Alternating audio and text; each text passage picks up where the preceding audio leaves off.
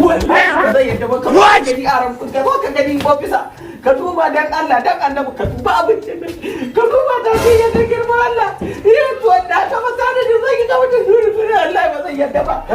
wallahi sai an dauko mataki in ba haka ba Allah daga nan har kotun koli wallahi daga nan hawan rai Allah a dauko mataki ka ta nan ya kace mana mace ta ci ma abu mun zo ka nuna mana akwai